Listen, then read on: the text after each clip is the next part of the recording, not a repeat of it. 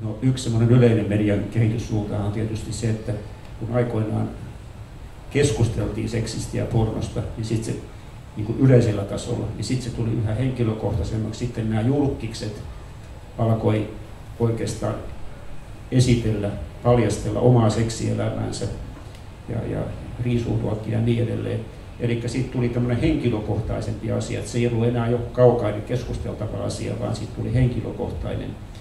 Ja sen myötä tietysti myöskin nämä fantasiat, mitä ihmisillä on seksistä, ne alkoi muuttua henkilökohtaisemmaksi sillä tavalla, että jos oli vaikka tällaista niin kuin paljastelufantasiaa, niin nyt tämä uusi teknologia sitä mahdollistaa toteuttaa sen ja fantasioida siitä, että mitä ne katsojat ajattelee ja tuntee, jos ne näkee mun kuvan niin nyt siellä netissä. Mä en ole tutkinut tätä asiaa, mutta niin kuin se on, mielen tasolla olen tietysti vähän pohtinut sitä, että mitkä mielen prosessit siitä lähtee liikkeelle, kun ajattelee, että nyt joku näkee minut tällä tavalla paljastettuna.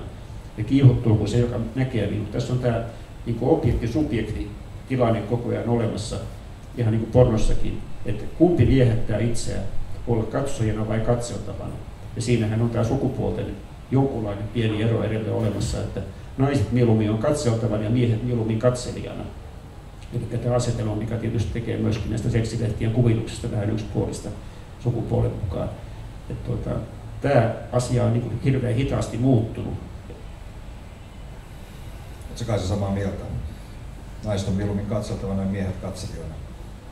Joo, kyllähän se tällä tavalla menee. Ja sen verran, mitä mä mallien kanssa olen puhunut joskus enemmänkin aiheesta, niin hirveän monella on motiivina lähteä kuvauksiin se, että heitä kiihottaa se, että lukijat katsoo.